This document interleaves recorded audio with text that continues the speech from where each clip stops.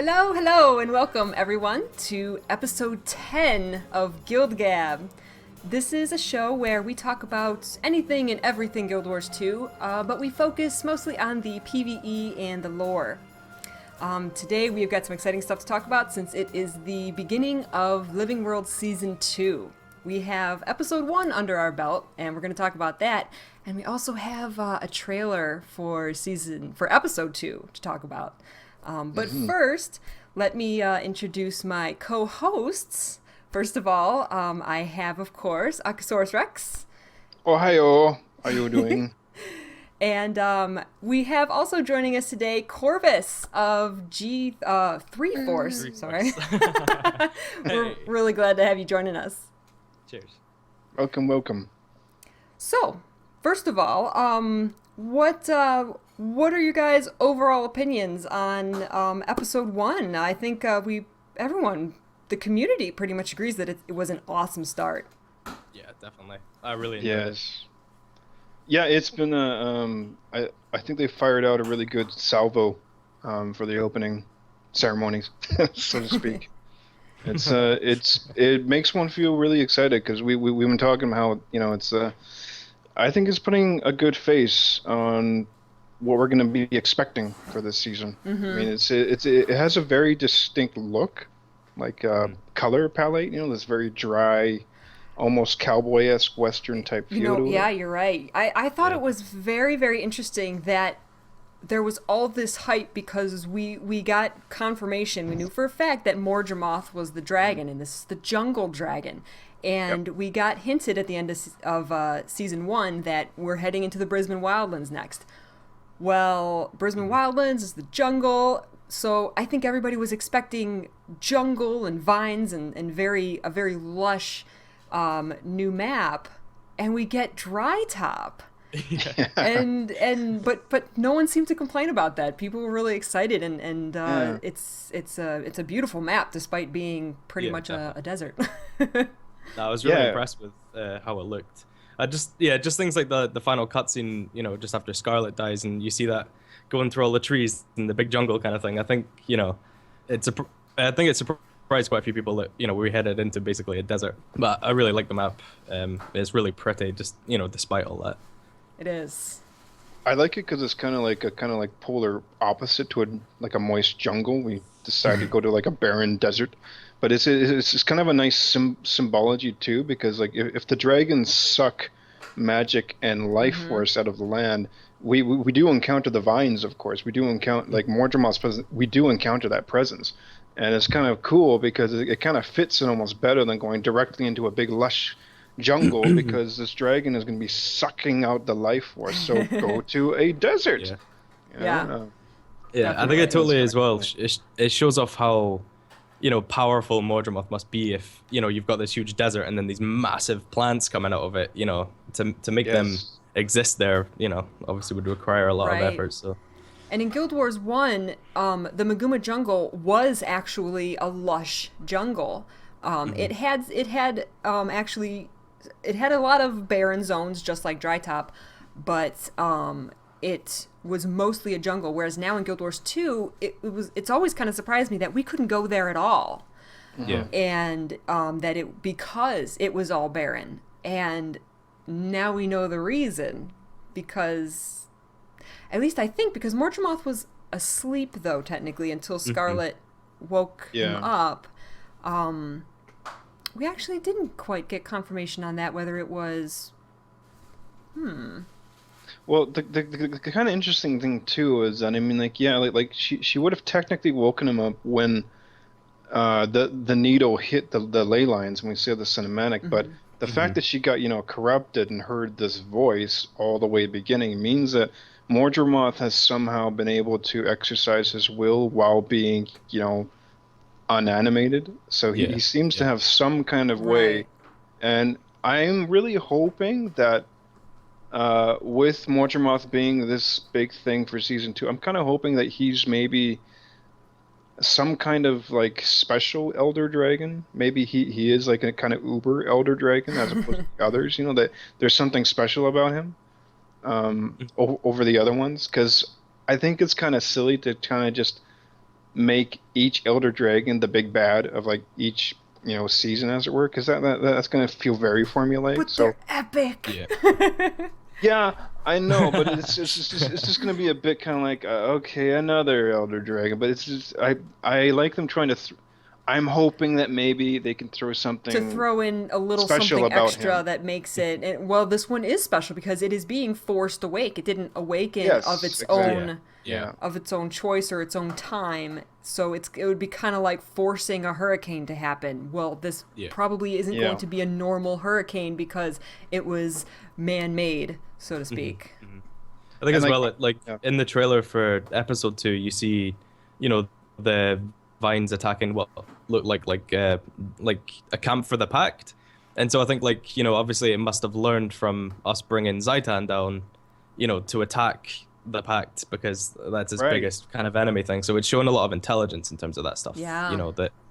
That's really cool too. That to have it do that, as opposed to just like, oh, they're just like natural chaotic forces. No, it's actually sentient. That's actually going. Actually, I'm going to destroy you and then you, and so that makes it way more disturbing. That it's right. That we're going to have to not only defeat it physically, but we may have to do stuff to outsmart it.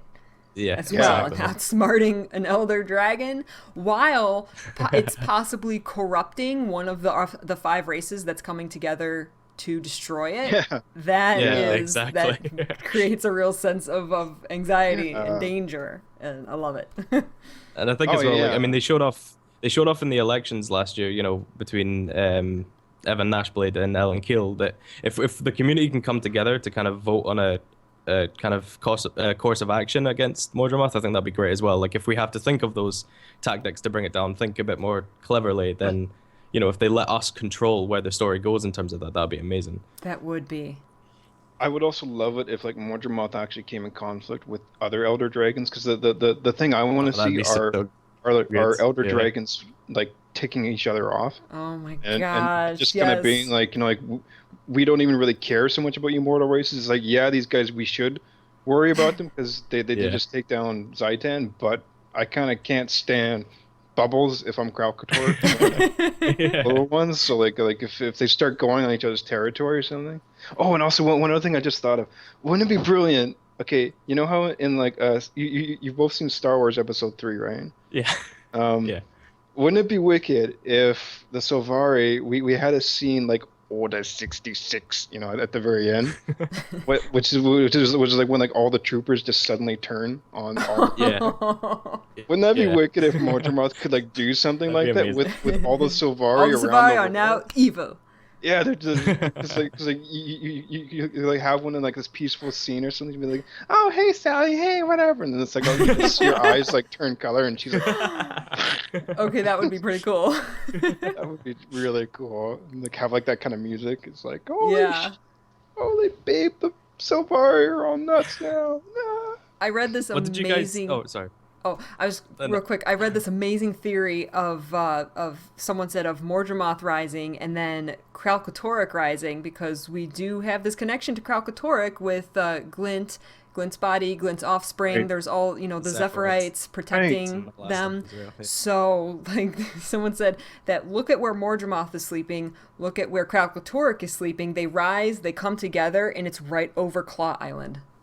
It's like, oh my god! And that was a part of the map that they recently like revealed. Yeah, revamped a little bit on the map. Yeah. So wow, I thought like that just like blew my mind when I heard that theory. I'm like, that would be so beyond. So good. Oh my gosh. Yeah, because like don't like the Zephyrite mention that they have like Glint's. We know for a fact that they're protecting something and that they are the protectors of Glint's legacy. Yeah. We know that for a fact, and we know for a fact that Glint has offspring. Mm-hmm. So because like it would be a great reason if like as the season goes on, if Kralkatorrik actually like learns that Mordremoth has indeed risen and that Mordremoth also has access to Glint's body kid or whatever, then that would be a perfect reason for Kralkatorrik to be like knocking on Mordremoth's door and being like, totally. Give me that stuff, honey. There's also that stuff with like the Master of Peace, the big leader of the Zephyrite and stuff. Like he's obviously going basically closer towards Mordremoth to do something. Oh, he's and we so don't shady. know what that is. Yeah, totally shady. Yeah. I mean, I'm in love with the Zephyrite, but that dude is shady. I don't trust him anymore. What did you guys think about the fact that they added in that, like that other Sylvari, Aaron, I think his name was, to be like the bad guy of this patch, and it's another Sylvari kind of. I think they're going to focus a lot on the Sylvari anyway.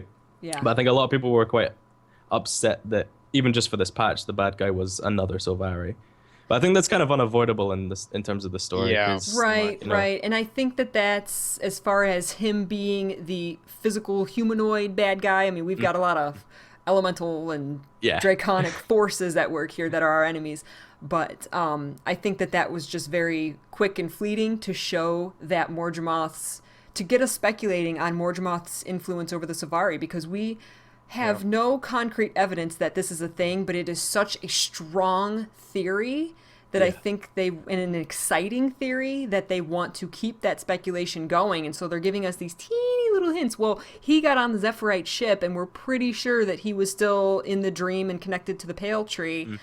And now he's soundless. Well, what happened? That is the whole question. Exactly. What happened on the Zephyrite ship? So putting that speculation out there and giving us these little hints, I think was wonderful. And I think it's very, very good that they had us defeat Aaron, because if we didn't, people would just go, oh, another Sylvari, I'm done. Another Sylvari bad guy. No, I can't do this. Yeah, I think it was enough to get us speculating on the Sylvari as a whole, but didn't, didn't throw away that chance, just by making him the bad guy throughout the whole season kind of thing. So yes. It was definitely a good decision on their part.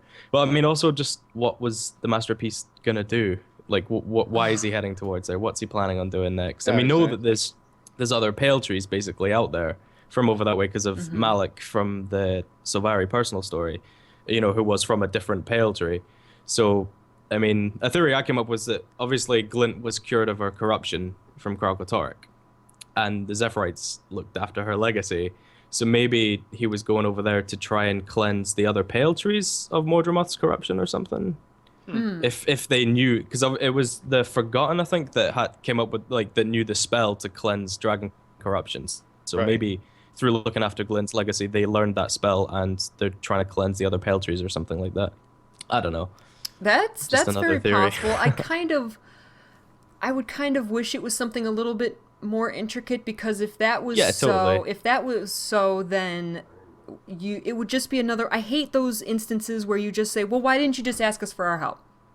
If you're not doing something sinister, if you're trying to just honestly do something good, I'm trying to cleanse the other Pale Tree, then ask for help. Why do you have to go and do this by yourself? I mean, because we don't know why the Zephyrite were heading over in that direction anyway. True. And the fact that he left all of those survivors of the big crash and just went off on his own and basically said, don't follow me, it's totally suspicious. That makes me that's what made me the most suspicious of him, was the fact that he didn't seem to care that half of his people are dead on the ground. Exactly. His people are suffering, his ship is crashed. He's just like, nope, see ya, I got something to do.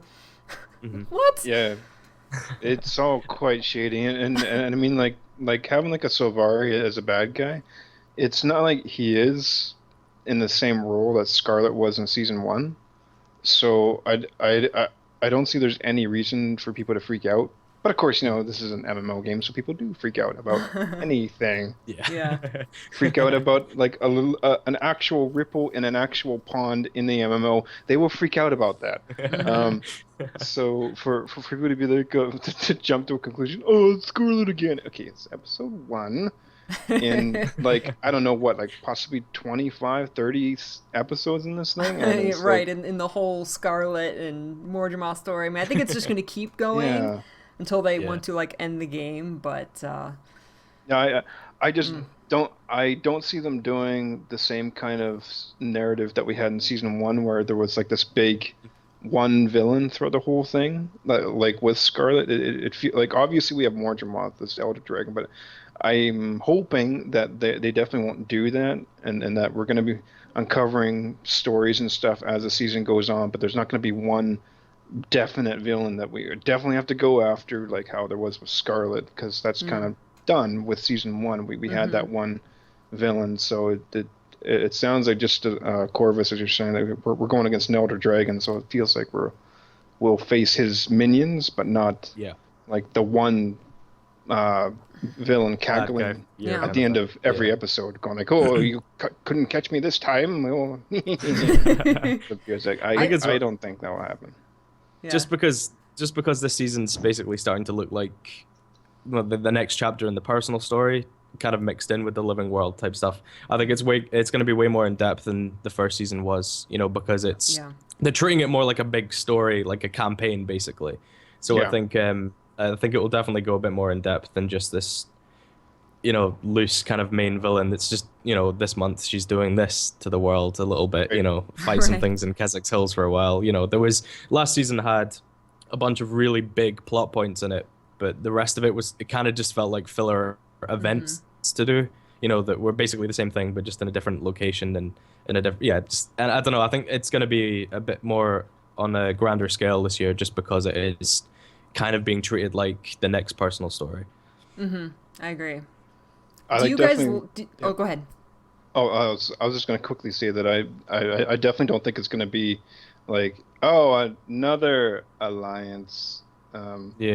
Like season 1, where everyone was like, it's like, oh, another alliance. Okay, I don't think we're going to be getting big that. Alliance. Yeah. Exactly. I don't think we're going to be seeing that this time. I think it'll be a bit more thought out than that. Do you guys like the as far as the user interface and stuff of like you have the green story star again that tells you where to go, so it is kind of continuing the personal story? Do you guys like that format?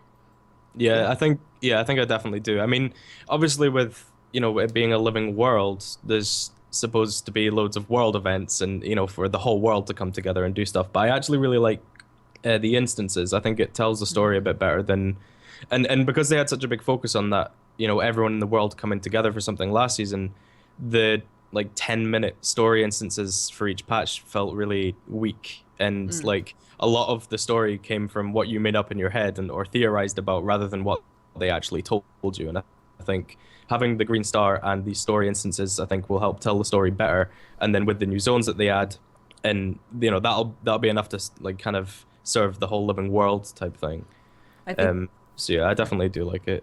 Yeah, I think it's also going to help keep players who they like the story, but they're not as invested as like people like us are, where it's much easier for them to see the story. They're not going to spend hours and hours and hours and hours running around the open world looking for the story, where they have these instances and then they have a shiny new map. It's very obvious that there's something new. You have that green story star rather than just kind of, okay, go out in the world and find where stuff's happening. I think that's going to help keep fill in the gaps kind of thing. Exactly. I think it's going to help keep occasional players more invested, because people like us are already invested. We're there, so they need to cater to the people who are a little unsure if they want to get into this living world or not. So it also makes our job a lot easier. We're not having to hunt for NPCs all over the world kind of thing. Yeah.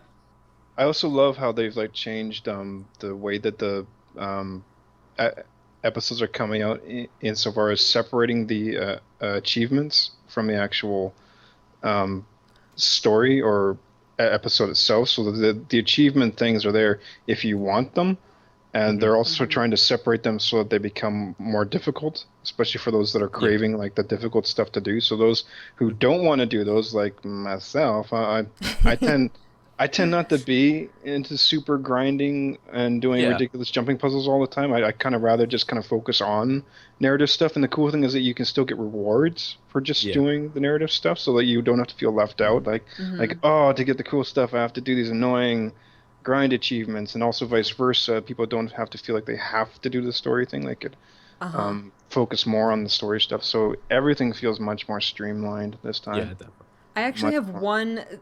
I like the way they have you do the story instances, and then if you want to do them again and get the achievements, then you can do that. Yeah. And then they have the achievements for the new map. I like that. What I don't like, and it's kind of a complaint, is that they no longer have the meta achievement reward, which was usually a back piece or some kind of cosmetic item. Yeah, I always looked forward to that. Right. I was kind of disappointed there wasn't really anything in this patch, right. Like that. That really disappointed me because I loved getting those back items. I don't care. Give me 10,000 back items so I have a lot to choose from. I don't care. I'm not sick of back items. But that, for me personally, I know there's completionists out there who will do all the achievements no matter what, and that's great. But for me personally, I really don't have any incentive to go and get the achievements because I don't have anything really to show for it. That's just me. Maybe that's just me. No, I think that's fair enough. I mean, the rewards for the achievements this patch were just, like chests of items. It wasn't really like a big, massive award that shows that you were there. And I think it's a good thing and a bad thing because I think if it was the fact that they implemented this new system means that like you can you're not in a rush in those 2 weeks to finish all of the meta achievements, and I think that's great because I was like towards the end of the last season, I was finding myself rushing to finish them before the next patch. Yes, me too. And I wasn't enjoying it too much. I mean, the final Scarlet fight, the one where you have to kill her in the first 10 seconds or whatever, is before she puts her shield up.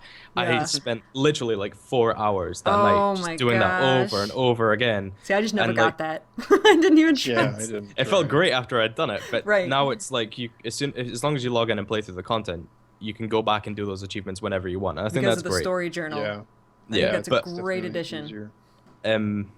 On top of that, though, I think like if they were to add like a back piece or something as a reward for one of the episodes, anyone who logs in at that time obviously gets it. So that's kind of like, and what I liked about that before was it was kind of like a sign that you were there. Do you know what I mean? Yes. Like you were there, you played through the content, you did it, and you got that, and then now it's gone. And so it's kind of like an exclusive item.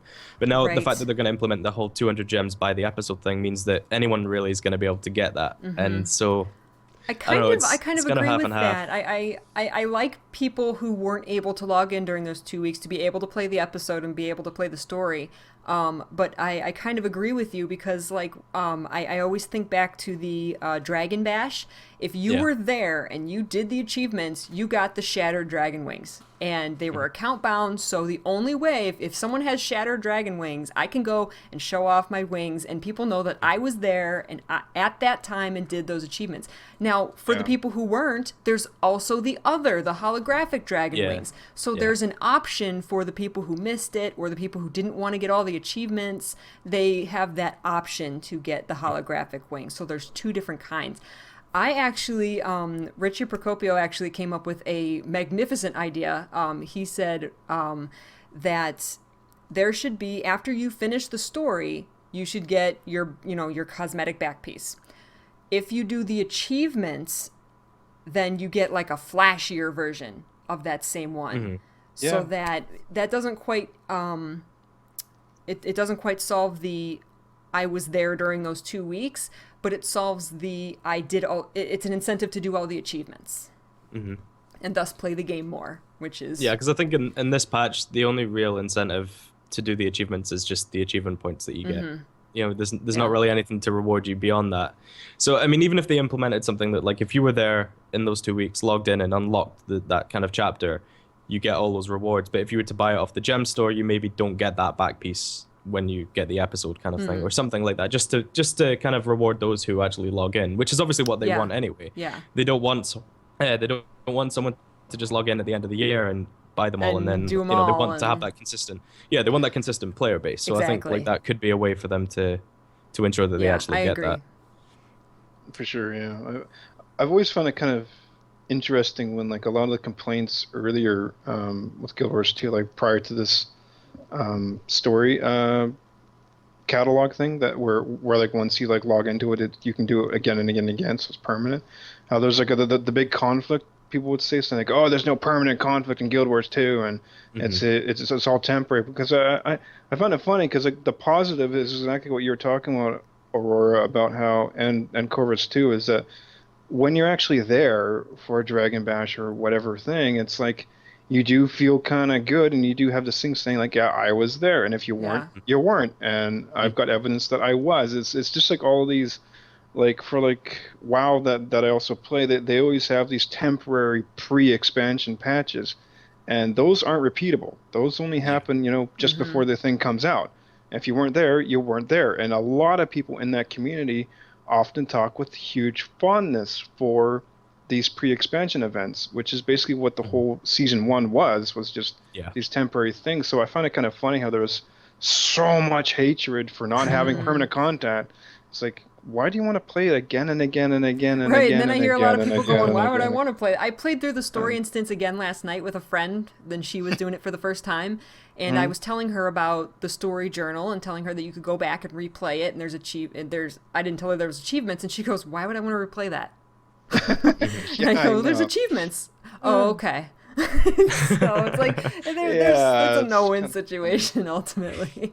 You're never gonna please everyone, but I love the story journal.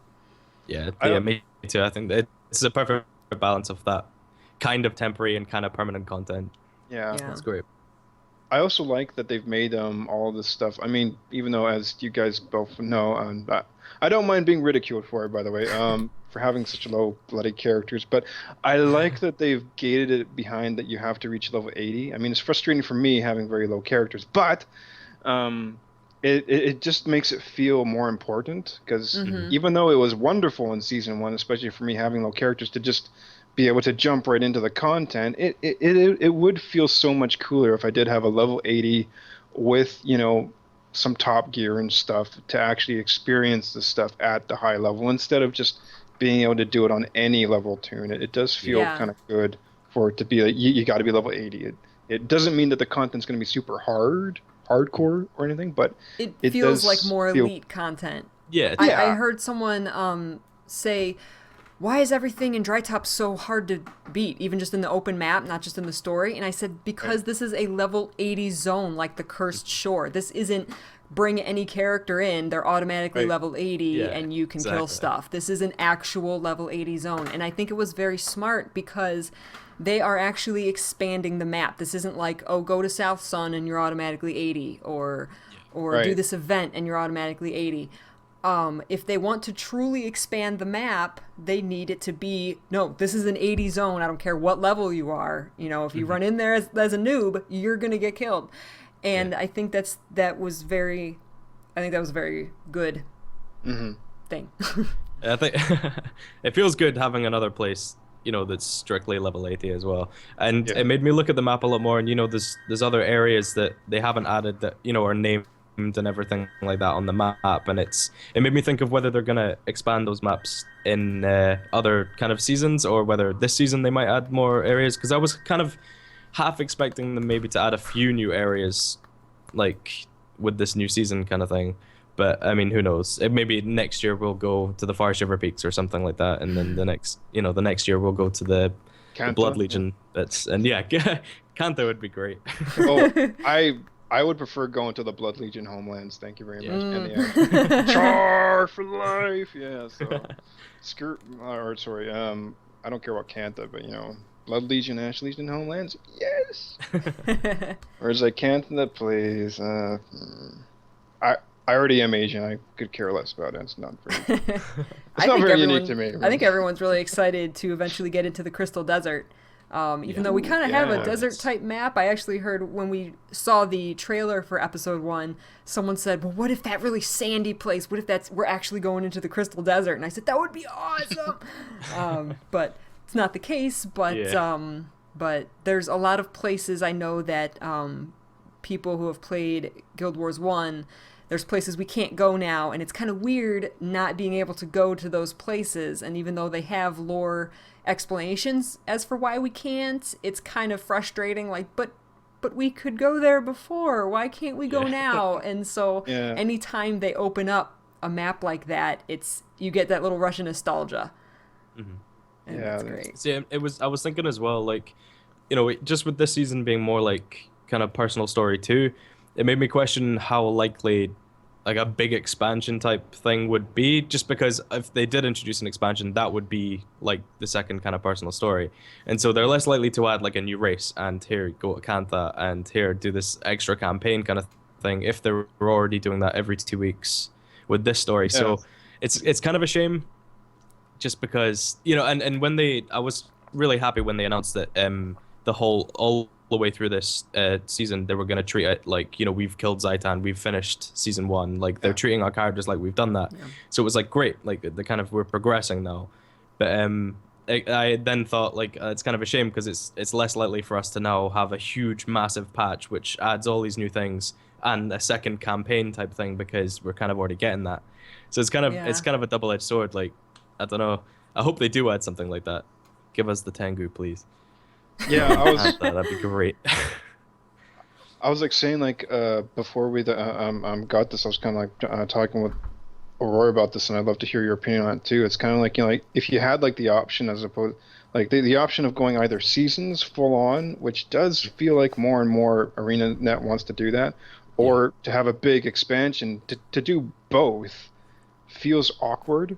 Yeah, because definitely. like the seasons that they're rolling out does feel, to me, it does feel very cohesive, and it feels like they could totally fire off like season, and add any number of things, any number of races, like hopefully Tengu and new zones and stuff. But to fit in an expansion does feel awkward. It's like, what is your big expansion going to have? And it's just so strange because like if you want that feeling, which can be exciting, and I love it in WoW, which is my other thing, and that's the system they do, is just the big massive game-changing expansion and everything, or you do what we have here, which feels very unique, this idea of having season after season, and honestly very little wait time we've had between these seasons. Yeah, like, totally. For MMOs, it's been a short wait time. Yeah.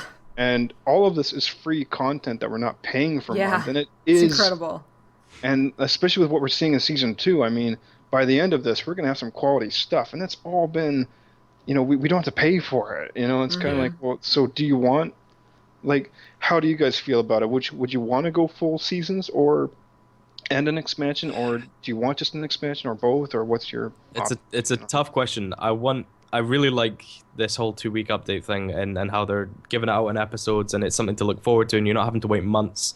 And you're not going to finish it in a couple of months and then have to wait a year or two for the next bit. But at the same time, I really do want new races and like I like how what they're doing with Drytop and how they're basically going to be slowly expanding on it.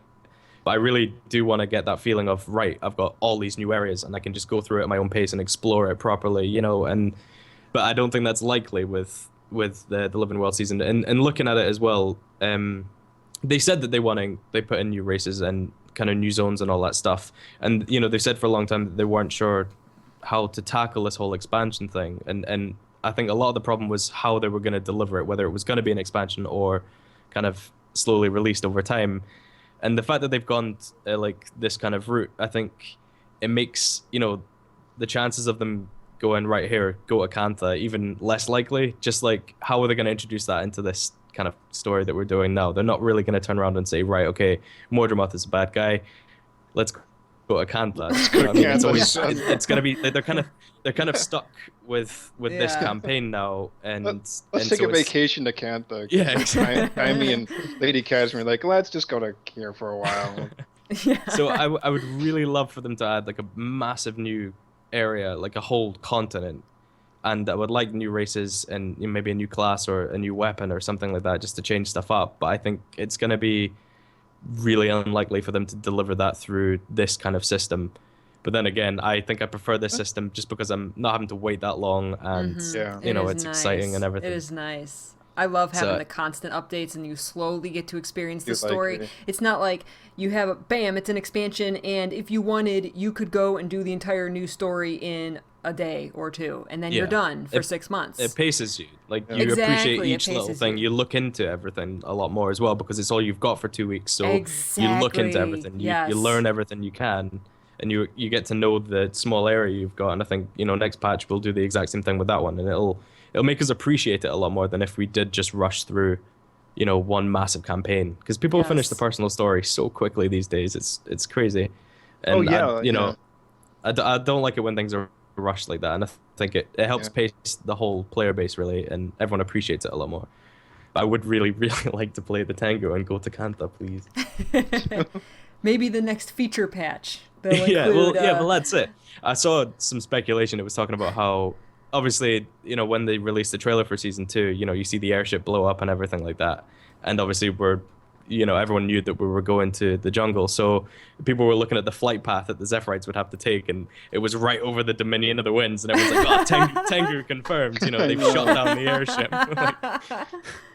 Well, I mean, like my hope was that when Scarlet's forces were attacking Lion's Arch, that my dream that would of course never happen was that the Tengu would come and save the day by opening the gates and riding on a cavalry of Tyrannosaurs and just that would be the best thing in the universe. But of course they don't listen to me. But I mean, yeah, it's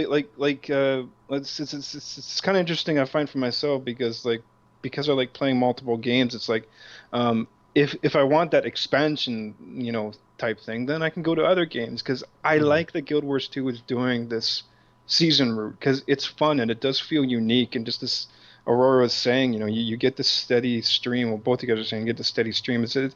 It's sort of like a kind of comparison of diet.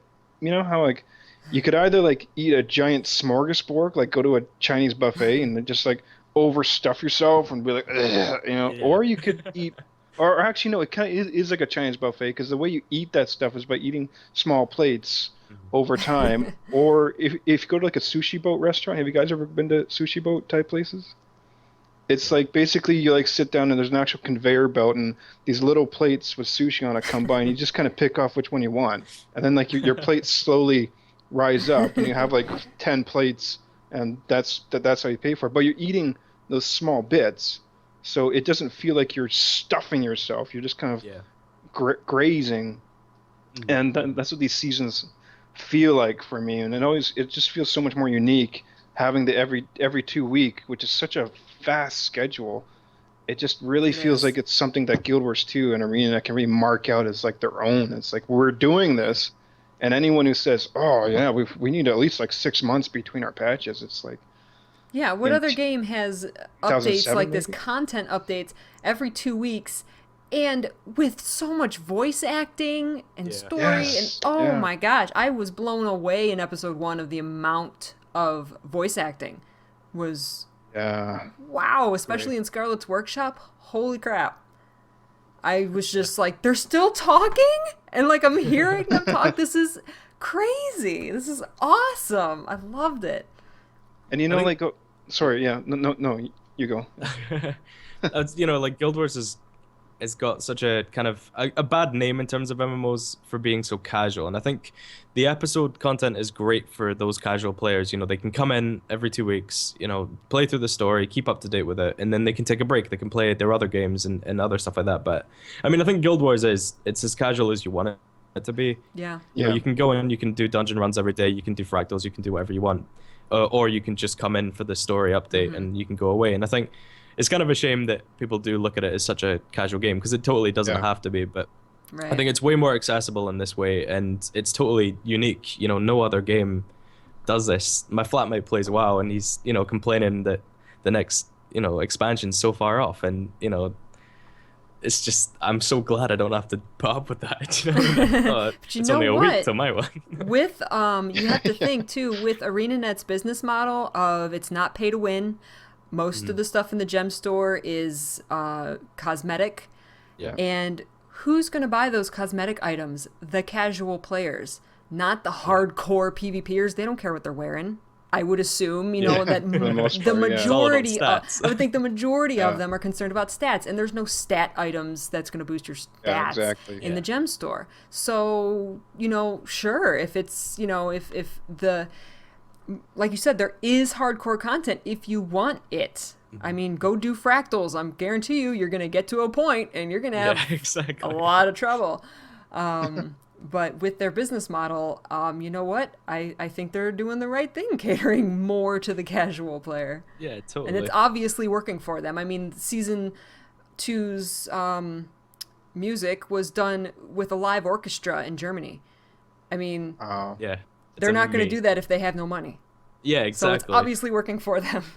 I mean, they were the fastest selling MMO ever, I think, when it launched. And that obviously did a lot for them. But totally, I think it's such, and the thing is as well, it's relatively cheap. I mean, I reckon at this point, I don't know, say if they were subscription based and without a gem store, I think they would probably make less money than what they're doing now. You know, you're like, oh, I'll splash out on, 800 gems or something like that. And you do that a few times and then it all adds up. And people have sunk so much money into the game without realizing it. Do you know what I mean? Yep. And if it was just a subscription fee, they would probably be worse off. People would just stop playing. Yeah. Yeah. Well, and I think in this day and age as well, subscription fees do put people off. Like for games like WoW, it's what's always been done. And I think, you kind of accept it. And I think people like knowing that, they pay in every month, and then after a couple of years they have a huge expansion, and that's fine. But I think it's kind of, it kind of fits it. Like, wow, you pay in a chunk every single month just to play, and then you get a huge thing. And with Guild Wars, you kind of you pay a tiny bit every now and then, and you get these small, nice updates every now and then as well. So it kind of fits.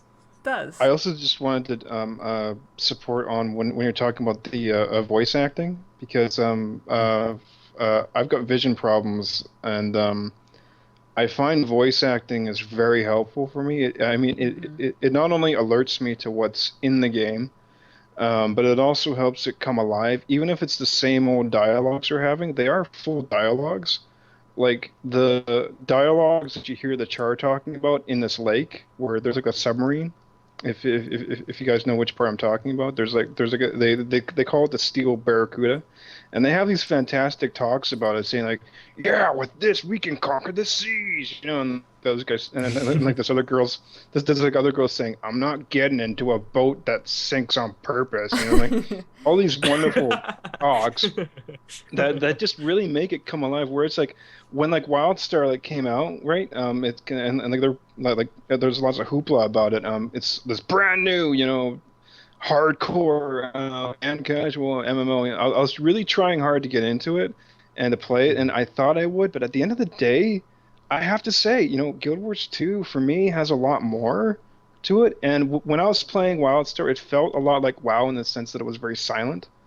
Like there really wasn't enough voices. I missed the voices, and WoW I'm okay with it because as we've said, like it's a 10-year-old game, so you got to give it a bit of break there. But for a brand new game that has absolute silence, and then I go back to Guild Wars 2, and there's people talking in the towns, and maybe there's not tons of little text with like pages and pages of lore, but I don't care about that. I want to walk through the Black Citadel, and I want to hear them talking to each other. I want to hear them like have this little cub saying like, "Wow, Ma, that guy looks scary." Ah, don't worry, son. You'll look that scary too someday. I completely agree. I completely agree. I played WildStar for a month, and you're right. You're walking around, and there was either text or people would say one sentence, and that was it, and you didn't get their personality. And in Guild Wars 2, even this new area, even in Dry Top, there is so much audible dialogue that they actually start overlapping over themselves. And I was like, I don't know who to listen to because there's 16 conversations going on at the same time. Audible conversations. This isn't like a bunch of text boxes popping up. I mean, they have text boxes, but this is audible conversation. There was so much of it in Dry Top in this new map that I was just like, can everyone please just stop talking for a second so I can listen to one conversation at a time? Like it just blew my mind that there was, and stuff that's not even really that relevant. I mean, an NPC just saying, oh, I was married to a guy I was engaged to a guy who was too good for me. It's like that doesn't even have anything to do with the story, but you get the sense it makes the world feel alive, and it's amazing. It blows my mind. And Drewbert is awesome. Yeah, because like that's what like happens in real life, right? Is that when you go out the doors, people don't talk at set, talk over themselves many times. And like a cool thing that I love in Guild Wars 2 is that you actually can hear how far away they are, and if they're behind a wall, they actually are slightly muffled until you actually go around. Oh, it blows my mind. It's incredible. That is great. Yeah, I just love that stuff so much. And when games don't, especially modern MMO games don't do that and don't take like everything that Guild Wars 2 has done as far as gameplay wise and stuff like the voice acting, I'm just scratching my head. It's like, you guys know this game exists, right? Why aren't you, copying that? It does so many things right. I have no idea why it gets so criticized. I really don't. No, yeah, like especially like the whole like leveling content itself. Like I mean, like having this stuff set at 80 and above, like the aspect of it with like the scaling bit, I mean, that allows you and your friends, no matter what level you are, as far as just for the leveling process, as many people have said, it has one of the best leveling experiences of any MMO. I mean, you level up relatively quickly. You can do almost anything to get experience, and whatever level your friends are, you can help each other and not feel like if your friend's like 79, he'll totally cream every area because there's that scaling bit. So I mean, for the leveling process, that's brilliant. Yeah, I've been playing this game since beta, and I have 10 characters. I think 6 of them now are level 80, and when I'm going to a low level zone to do whatever I'm doing, I never think, oh, this is an area, this is a level 1 zone, like why is my 80 hanging out here? I never, no matter where I go, I know that if I go to Queensdale with my level 80, I'm going to kill stuff really fast, but I'm not one-shotting everything. I'm not getting crap loot because there's still a reason to be there. There's still champions. There's still world bosses. I mean, Shadow Behemoth is still one of the coolest world bosses, and he's in Queensdale.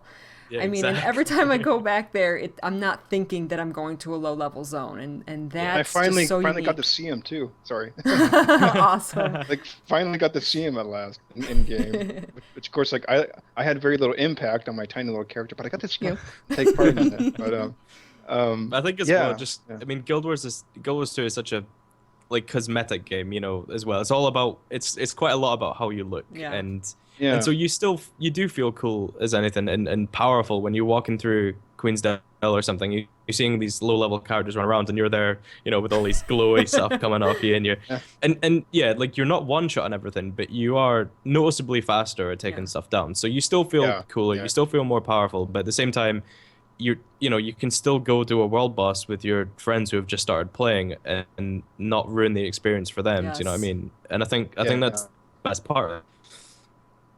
So people who go around saying, there's no point going to low-level areas and, with the scaling, what's the point in leveling at all? It's kind of a stupid point to make because there are noticeable differences by being a higher level, but it's not enough to ruin it, I think. Mm-hmm. Like, I mean, like, that's one of the things that I liked about it, because one of the things that I find it does for me is that it makes the level of the zones not nearly as important, and so it makes the world feel like more of a living world. Like, plus with all the voice acting we're talking about, because of the fact that your level isn't quite as important, it feels like a more cohesive world that you can travel around the zones, and you don't automatically feel like, oh god, I'm like 80 and this is like a level 1 to 10, so there's like obviously I can one-shot everything completely. Whereas because they're doing that, it levels the field more, and it does really help. And this is just a quick little thing I want to throw in here. Maybe ask you guys about too. Is that what do you think about Arena actually never adding more levels to your character? Because like the way that this season 2 is starting out, because it's starting at 80, and because like there's so many things they can add to this game, as we're talking about, it's very cosmetic. I kind of love the idea as if they don't keep adding on more and more levels, because like WoW is entering this problem. It's at level 100. It's going to be in like I get they may go to 110, 120, and 130, and where does ridiculous. it end? Exactly, and it's kind of like if you say no to the level upgrade, and because of it really does help encourage this kind of horizontal progression that Guild Wars 2 wants to create. That you're not constantly thinking, oh, I got to rush to 80. I mean, you want to get there, but then you can just do so much at 80. Like experience the seasons and the season stories and these achievements and do all this stuff. And I would really actually be kind of upset if they raise the level cap, because like I said, I have 6 80s, and if all of a sudden the cap was 90 and I had to go back and now this is purely an altaholic problem, but if I had to go and level up all those characters again, another 10 levels, and then get them all new gear, oh my gosh, I would be quite upset. So I would be more than happy. I hope that they never raise the level cap. Awesome. Yeah, because it's an interesting point. That's what I'm hoping of. Yeah. It is interesting, because like what would they do with Ascended gear? Would they keep that at level 80, or would they just scale it up? Or if you have Ascended or a Legendary, maybe it would automatically scale to 90 or something like that. Yeah. I suppose, but the thing is as well, like you were saying, it's so easy to level in Guild Wars 2. You can do anything to get experience. It kind of, it wouldn't take long enough to be worth adding in. if you know what I mean. You could get, Right. you know, just even through crafting or something, you could level up really quickly. You know, there's people with thousands of gold, and they could just buy stuff to craft together and get to level 90 or whatever really, really quickly. It'd be kind of pointless. Yeah. I did always think that I would like a level increase, but I think that was more just because it would imply that there would be this big expansion update or a new area or something like that. But we're getting that anyway, so I don't think really there's much purpose for a level increase. They could, you know, they can make enemies harder. You know, they can add maybe new tiers of gear or something like that, but there's no real need for that number, you know, a level higher. increase, I don't think. Yeah. Yeah, because like it wouldn't really add anything. Yeah. Let's unless anybody has any other comments, I would like to move on to the trailer for episode 2 that we saw. Sure. Maybe do a little speculation on that. The big things that we saw in this was what looked like a ley line that all the that Destiny's Edge 2.0 was looking up at. They were looking up at this magic, and then there was this giant Asuran looking, perhaps Inquest looking cube type device.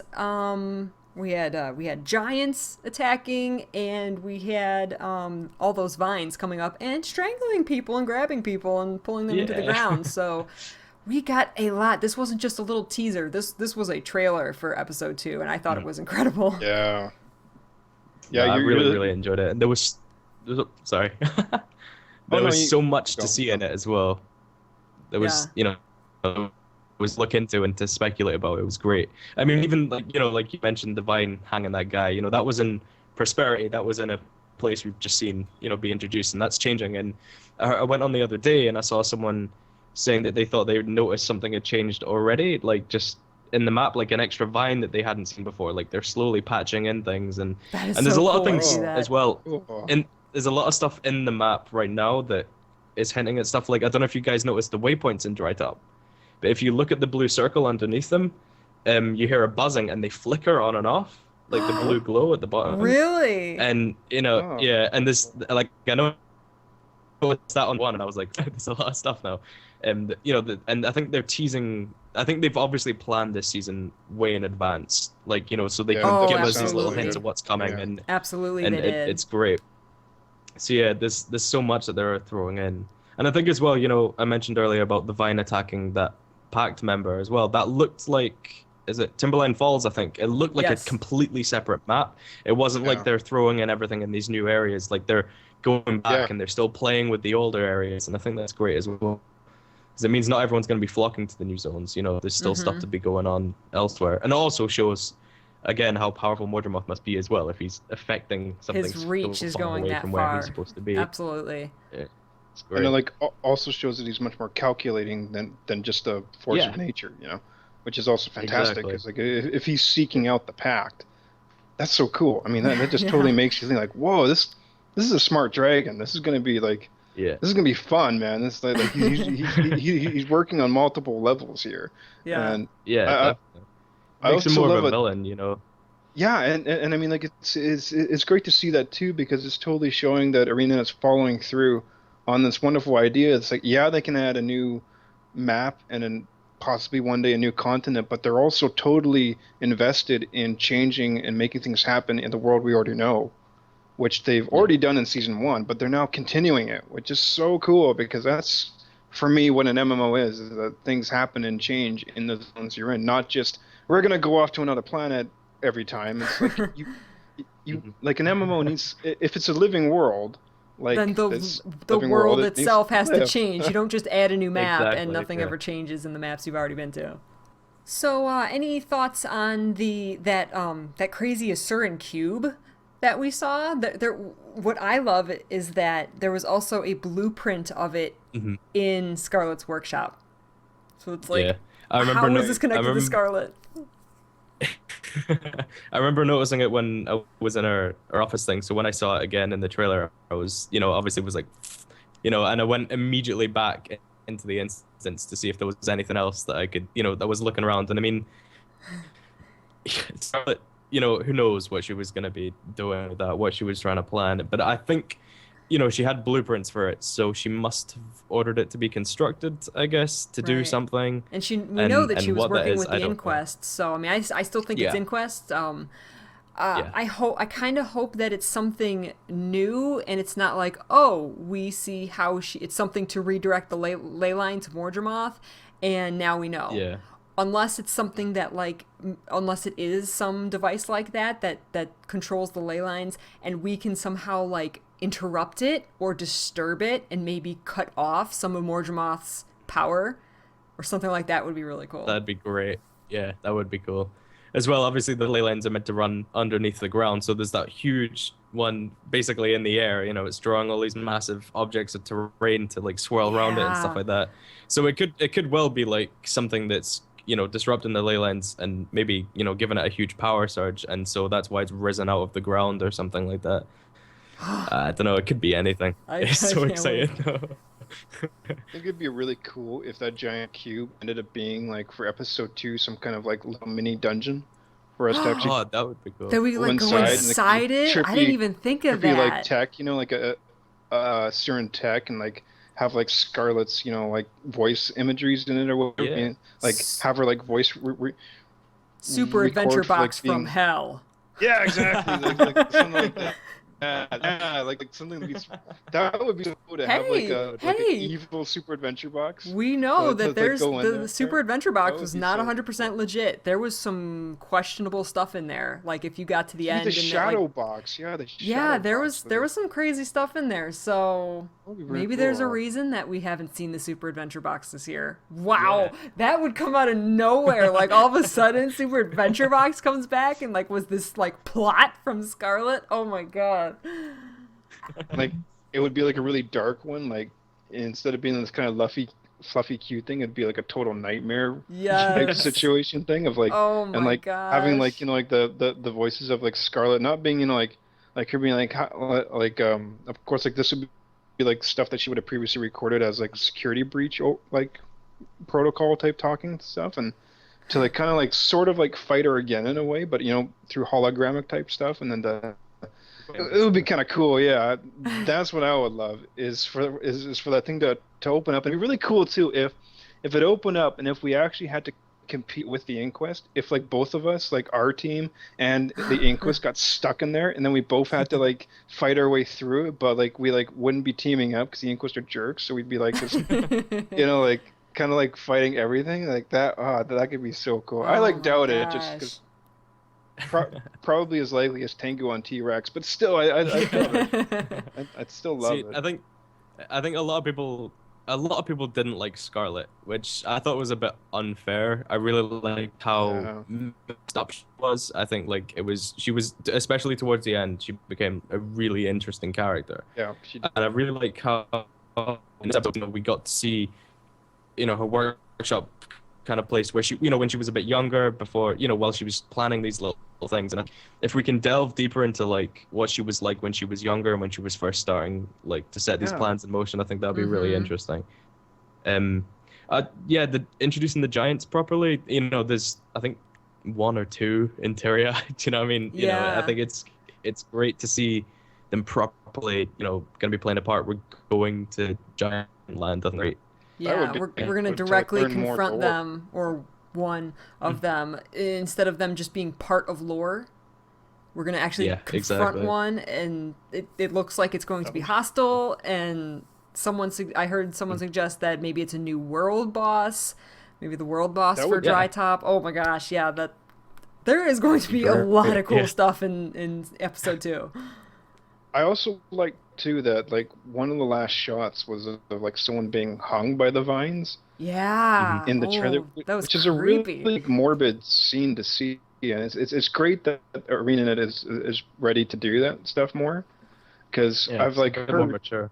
Like, I mean, I really get frustrated when people, like, levy at stories and games. Oh, the story sucks. It's for 5-year-olds. It's cartoony and Saturday morning and all this kind of stuff. And I keep thinking, but I'm also a big fan of My Little Pony Friendship is Magic, and that's made for little kids, little girls, but it's also really epic, and it's got great stories, and it's fun. So what's wrong with cartoon stories? Like, it doesn't always have to be like War and Peace, like novel. Every freaking story, like it's like I'm so conflicted and everyone's dying and what? That's mature. What are you? I think like it's definitely good that they're bringing in that kind of a bit more of a graphic maturity to it though as well. You know, it makes the villain, you know, feel a bit more real and a bit more evil and stuff like that. You know, I think Scarlet was, for the most part, until the end, kind of that cartoon villain. Yeah. You know, in the sense that she was, you know, just that was my big plan, and you know, I'm gonna do this and disrupt this. And I think you know, we're seeing this huge elder dragon disrupt this desert with huge vines reaching to the other side of the world, and now we're seeing a man being hung by his neck on a vine. You know, it's making Mordremoth feel, you know, a bit more evil. You know, and I think that's great. I think that's really good. Bit more badass and more like this thing is gonna come kill us, as opposed to like Scarlet was like, it's Harley Quinn on steroids, but you know, it's just kind of like cartoony and funny in itself. But you know, like she was dangerous, but yeah, compared to these crazy creepy vines that you know is coming from this mysterious massive elder dragon, it does have more of a threat. And to see a dead body hanging like that reminds you of like, there's a, you know, consequence to things. Exactly. And I love the fact as well, you know, you've seen these vines around the world and, you know, that's just the environment or wherever, but, you know, you're standing next to them and you're seeing them move, you know, and it's weird, you know, you feel weird because you're standing next to this massive thing that's like alive, do you know what I mean? It's coming from this huge beast. It's great, and I think as well, like, listening. Exactly. And at the end of season 1, like a lot of people felt really satisfied with the fact that, you know, you put Scarlet down. I think for the most part, people were glad just because they really didn't like Scarlet, and it was like, oh, finally, you know, she's dead. And what I really want to see this year is that, you know, we'll put an end to Mordremoth or something, but we feel really good and satisfied about it because he was such an evil force in the story, as opposed to just a trivial kind of villain. So, you know, I think they're doing a good job. And in the 2 patches that we've really seen any of his influence, you know, we've already got this big picture of him being this massive evil force, and I think that's great. You know, they're definitely doing something right there, and I'm really looking forward to seeing, you know, more of that. You know, something that I would love to see, I don't know if they would actually do this, but not only like an attack on the pack, but what if Mordremoth could actually, in a kind of single stroke, not necessarily next patch, but within the season, what if Mordremoth actually is able to like essentially obliterate the pact, you know, to like to be able to just kind of wipe them clean? Because like that can kind of sever us from the personal story that we originally go through anyways, that story, and it also upgrades his anti-level, because if Mordremoth can just basically Godzilla step on the pact, it's like, whoa. It shows how powerful it really is. Right, you're right about that, because we even though we didn't directly experience it in game, we know the destruction that Zaitan brought. We know that he you know, he raised he raised, you know, the undead in more than just you know, he caused the tidal wave that wiped out Lion's Arch. You know, there is this massive destruction that he caused, and so far, because he just woke up, Mordremoth, we haven't seen that destruction from Mordremoth. We know what he can do, so we know that we have to stop him, but we haven't seen this massive destruction. So, you know, it's like, are we going to stop him before he fully awakens and it completely obliterates the Maguuma jungle? It's like, what's going to happen if we are not fast enough? Exactly. I really hope they introduce something like that. I want Mordremoth to do something catastrophic, like properly huge. I mean, it feels so good. I was thinking the other day that when they released like another book and you look down the timeline, we're going to see like Lion's Arch was destroyed by Scarlet, you know, and stuff like that. And I think, and I think like, seeing things that we've experienced in game like that are massive put on a timeline is great. So if Mordremoth does do something like that, that's going to be amazing. And yeah, there's a lot of stuff he could do, especially involving the pact. You know, he could turn around and then transform Traherne into a dragon champion or something like that. That'd be great. Oh, wouldn't that be great? Because it's super Sylvari and everyone who hates Traherne, we could kill Traherne, and then everyone would be so satisfied. They'd be like, and it'd be really funny if like Arena goes, "See, we had a plan all along. We made this most annoying character that you'd eventually kill." And then we'd be like, "This is the greatest game ever." It's interesting because when Lion's Arch was destroyed, they made a point of having that other Sylvari guy from the Pact there talking about how he had to wrestle with Traherne basically to even send out one Pact airship to look after Lion's Arch, and it's like they didn't have to include that. They could have left the Pact out, but they had to have a guy there to kind of give us that bad idea of Traherne a little bit more, plant and the to bad kind of seed. And again in this patch, that'd be awesome. In this patch as well, like you talk to a character and you openly admit that the Pact haven't really been doing much recently, and it's like they're trying to make us think about that, and I want to know why. You're right. I also just want to jump in again quickly on this thing is that like both of you of course played through when Scarlet attacked Lion's Arch, and like wasn't that just like, and of course like that was totally temporary, but wasn't that like that was such a wonderful, because whenever I tried talking about that with other people who didn't play Guild Wars 2 or just like, really what, it's like, yeah, they destroyed the main city hub in this game, and it's like to have actually been there just before and all the way through it, through the different cycles of Lion's Arch being attacked and destroyed, and now we're in the aftermath period, and when you remember what it was like before, when it hadn't even been attacked, that is such an awesome fulfillment of what a MMO can do. Like to be like, yeah, I was there when Lion's Arch was attacked, and to have been through that whole thing, and when everyone's zerging through it, fighting Aether Blades and everything else, and then the next part of it, that was so cool. That's like the kind of thing, I really hope we get another thing like that, maybe